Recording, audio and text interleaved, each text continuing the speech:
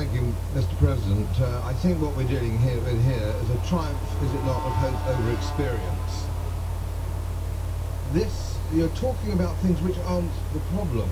The problem that we have is a flawed banking system, a fractional reserve banking system, where bankers can lend money that they don't have. And if you go back in time to the United States in the 1850s, that was a capital offence. You could hang for that.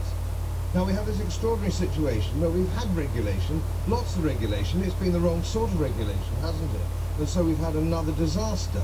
And none of this is actually going to save us from another disaster down the line. It's bound to happen because we haven't addressed the real problems. And that is your fractional reserve banking system.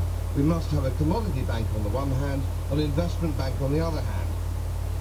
So, Commissioner, you talk about banks' ability to withstand shocks. Well, by this definition, by your definition, a shock is people turning up wanting their money back. You know, that's not a shock. That's a sort of should be a day-to-day occurrence and should be dealt with accordingly. And we're talking about bankers' bonuses, an absolutely wonderful way of taking everybody's eye off the ball. What we've actually had here is criminal activity by bankers, and not a single banker has been sent to prison.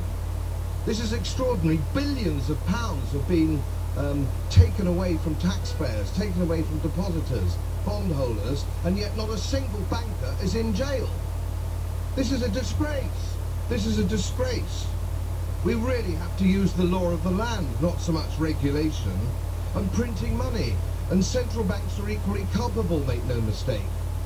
I'd like to see some central bankers in prison. And I call quantitative easing counterfeiting. Printing money is counterfeit. It's illegal. If a private citizen did it, they would go to jail. So let's look into our own hearts. The very unpleasant arrangements that politicians, bureaucrats and central bankers have between themselves at the expense of the taxpayer. Let's end it, and let's end it now. Vielen Dank, Herr Kollege Blum.